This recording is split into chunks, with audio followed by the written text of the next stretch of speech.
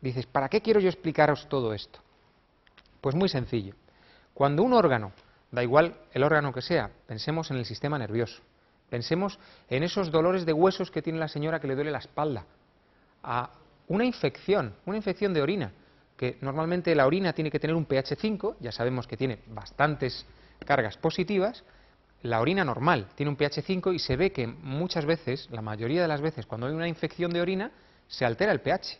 De hecho, yo a muchas pacientes mías, si me está viendo mi mujer, sabe que bueno, la castigo a veces diciendo, no, espérate antes de tomar el antibiótico, vamos a regular el pH, porque muchísimas infecciones se corrigen, se curan, sin tener que recurrir al antibiótico, que el antibiótico también ejerce un poder sobre el pH. Si hay un pH 5 donde el equilibrio está en el 5, porque el órgano tiene ese pH, siempre su armonía, su equilibrio está en el pH 5, y la orina resulta que tiene un pH 7, un pH 8, pues resulta que los médicos lo utilizamos muchísimo, acidificamos la orina, es decir, vamos a cargarle de hidrógeno para llevar ese líquido que está en desequilibrio cuando está en un pH erróneo, vamos a llevarlo a su sitio, donde tiene que estar, en el 5, y le damos agua al paciente, siempre decimos, bebe mucha agua, que el agua ¿qué es? H2O, hidrógeno y oxígeno. Pues ahí empezamos a entender que dando mucha agua volvemos a poner la orina en su pH, en su equilibrio. Entonces ya sabemos que todo lo que nos rodea dentro de nuestro cuerpo, de lo que estamos hechos, tiene cargas positivas y negativas. Las células más pequeñitas, todo tiene una carga y todo tiene que tener su carga. Hay órganos que tienen una carga y otros órganos que tienen otra carga. Hay órganos que tienen un pH y otros órganos que tienen otro pH.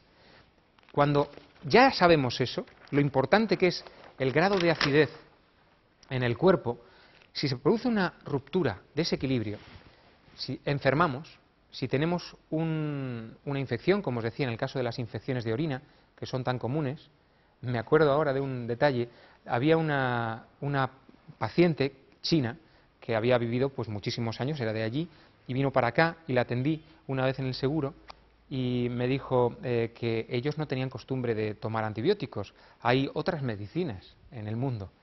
Y yo le pregunté, digo, ¿qué hacéis las chinas cuando tenéis infección? Dice, depende, a veces que tenemos hongos y usaban yogur natural, se introducían yogur dentro de la vagina y se curaban los hongos. Digo, oye, qué curioso, estaba cambiando el pH.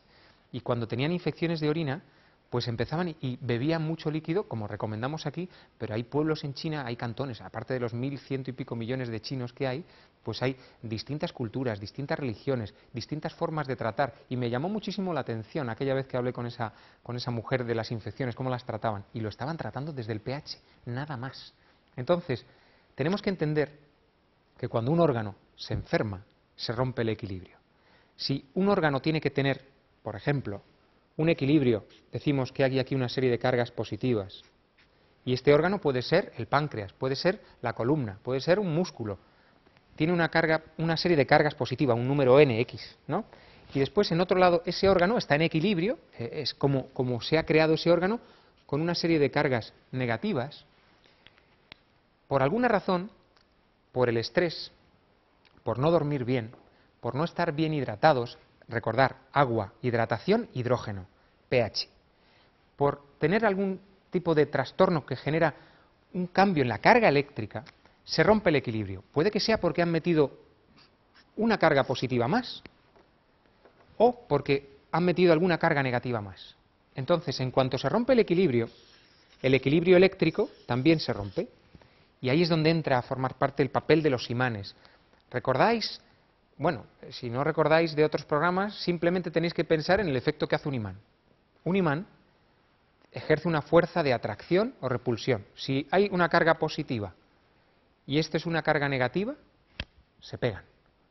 Y si fueran iguales, que fueran dos cargas positivas,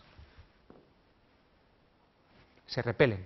Esa fuerza hace que desde fuera, con un campo magnético, podemos provocar también que se reorganicen las cargas eléctricas. Pero hay una cosa curiosa, porque habrá gente que dirá, bueno, ¿y si el campo magnético desde fuera tiene una carga positiva?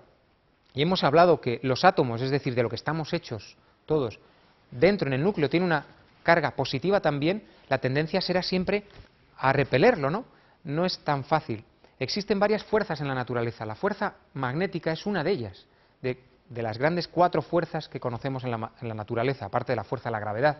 Hay unas fuerzas que unen los protones con los neutrones. En el núcleo ese que dibujábamos antes, que dibujamos un protón con carga positiva y un neutrón, que lo dibujamos en otro color, pero ahora da igual, que era un poquito mayor de masa, con carga neutra, pues hay una serie de enlaces que hacen que tenga una fuerza de unión entre ellos mismos, ¿no? Y eso no es fácil de romper con un campo magnético. ¿Para qué os explico esto? Para que entendáis que hay ciertas cosas que se organizan desde un campo magnético, lo que nos interesa a nosotros, para quitarnos un dolor, para bajar la inflamación de algún tejido, pero hay otras cosas que no somos capaces de movilizarlo, porque imaginaros si fuera tan débil el organismo como para que aplicáramos un campo magnético y todas las cargas positivas se fueran hacia un lado y las cargas negativas hacia otro, pues sería un caos. El cuerpo perdería el equilibrio. Pero existen fuerzas superiores, que esas son inamovibles, y ahí no llega el magnetismo, pero no nos interesa que llegue. O sea que está creado con tal sutileza que con eso podemos conseguir modificar, recuperar la carga eléctrica de lo que nos interesa, recuperar el equilibrio en el órgano que tenemos. De ahí que la curación de las patologías, como hemos oído en el caso de la fibromialgia, que hay tantísimos órganos afectados, los músculos, el sistema nervioso, el aparato digestivo, a nivel ginecológico, hay muchísimos órganos afectados. Cuando pones un campo magnético, empieza a recolocar las cargas, las pone en su sitio, donde tenían que estar. Si ahí había muchas cargas positivas, llega y quita cargas positivas, porque el cambiar el equilibrio en una zona implica que aparezcan gérmenes oportunistas, implica que le preparas el campo para otro tipo de infecciones. Y de ahí el hecho de que el magnetismo tenga eficacia en enfermedades tan dispares y funcione desde para un dolor de regla hasta para la fibromialgia. La fibromialgia, esa gran enfermedad que abarca tantos órganos, ¿no? Creo que con esto, por lo menos, pretendo que hayáis captado un poco la esencia de que somos energía, que estamos cargados de energía, que somos agua, pero el agua no es más que muchísimos hidrogeniones, muchísimas cargas de hidrógeno, y que estas cargas son eléctricas y que estamos influenciados por lo que nos rodea, que también es energía. Bueno, pues espero, amigos, no haberos liado mucho, sino intentar haberos aclarado, aunque sea un poquito de ciencia. Hasta la próxima.